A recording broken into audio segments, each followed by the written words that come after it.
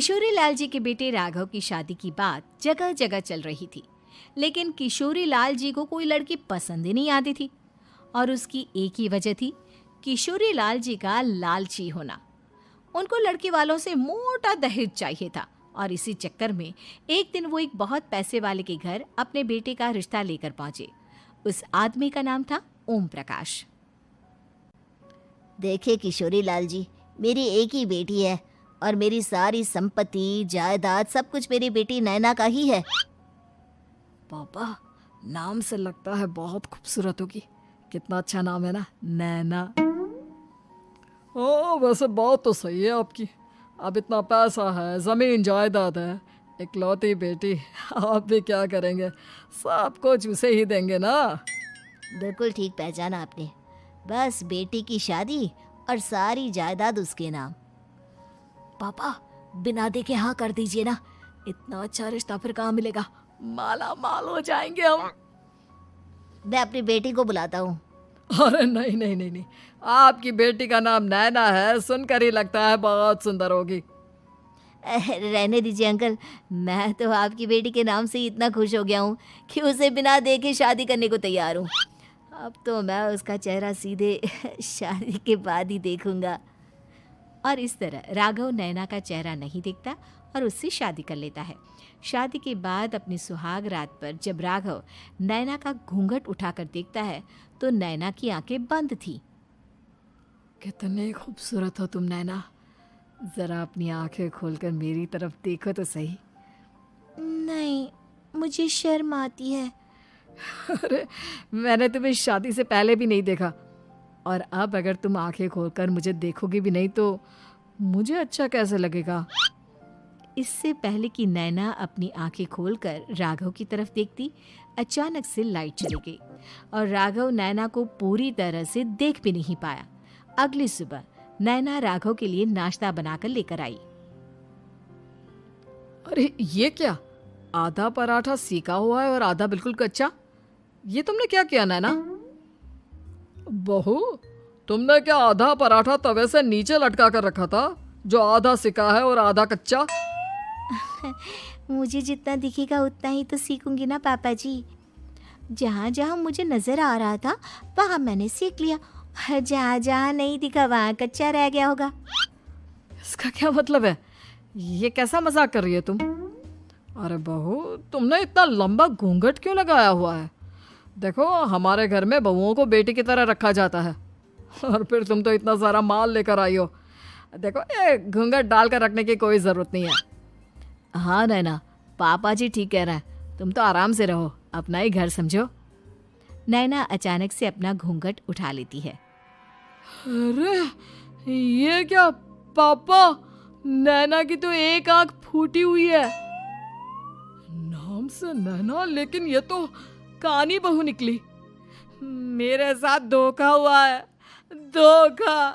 बिना दिखाए अपनी कहानी लड़की मेरे संग ब्याह दी। मुझे कहानी भी नहीं चाहिए। मुझे अभी ओम प्रकाश जी से बात करनी पड़ेगी। आखिर उन्होंने मेरे साथ ऐसा किया क्यों?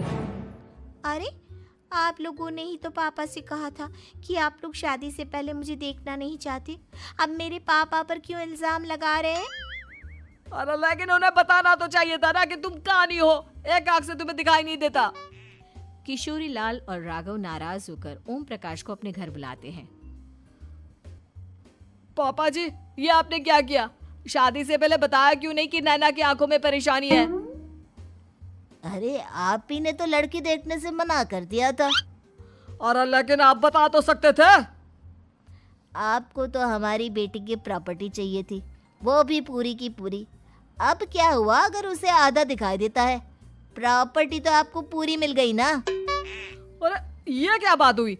मेरी शादी प्रॉपर्टी से नहीं, आपकी बेटी से हुई है। अब ये तो पहले सोचना चाहिए था, तब तो मेरी प्रॉपर्टी देखकर तुम्हारी जुबान लप लपा रही थी। लेकिन मैं कानी लड़की को अपनी बीवी बनाकर नहीं रख सकता। पापा, कुछ करिए ना आप। हाँ, करता हूँ। देखिए ओम प्रकाश जी, आप हमारे साथ ऐसा नहीं कर सकते। और तुम देखो, अगर तुमने मेरी बेटी से शादी तोड़ी ना तो जो भी प्रॉपर्टी मैंने तुम्हें दी है वो तो पूरी की पूरी वापस ले ही लूँगा और आधी प्रॉपर्टी तुम्हारी भी लूँगा। अरे मेरी आधी प्रॉपर्टी भला क्यों लेंगे आप? इसलिए क्योंकि मेरी बेटी को आधा नजर आता है और उसकी नजर अभी तक तुम्हारी आधी जायदाद पर ही पड़ी है। अब तुम उसे घर से निकालोगे तो वीडियो पसंद आया तो लेकर चैनल को जाएगी सब्सक्राइब ना। करें। और अगर हम आपकी बेटी को अपने घर की बहू बनाकर रखे तो? तो तुम्हारी पूरी प्रॉपर्टी तुम्हारी ही रहेगी और जो मैंने तुम्हें दिया है ना उसमें से बस मैं आधा लेकर जाऊंगा।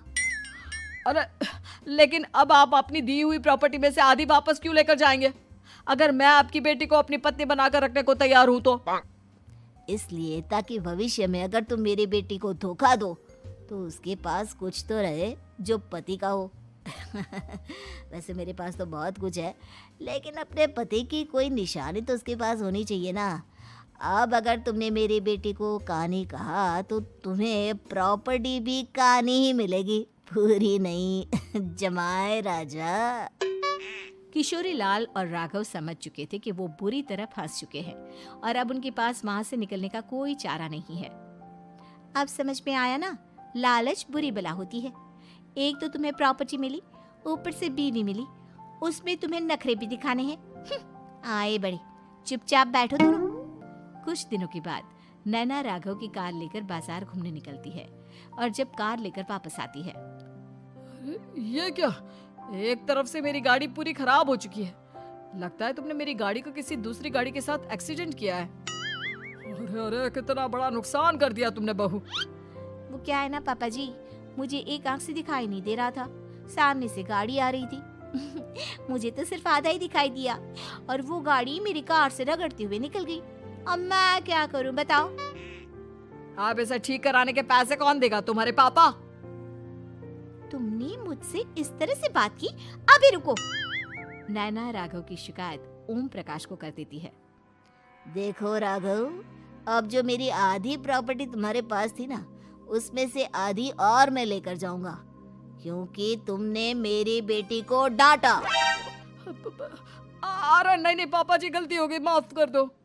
गलती की तो कोई गुंजाइश ही नहीं। अगली बार मेरी बेटी को डांटा तो बची हुई आधी में से आधी और ले जाऊंगा। लालच के चक्कर में हम दोनों ने बहुत बड़ी गलती कर दी बेटा। एक तो तुम्हें कानी बहू मिली और ऊपर से जो माल मिला वो भी काना। इस तरह राघव की हर एक गलती पर ओम प्रकाश उसकी प्रॉपर्टी का आधा आधा हिस्सा लेकर अपना सारा माल वापस ले गया और राघव को कानी बीवी से काम चलाना पड़ा। भाई लालच वाकई में बुरी बला है।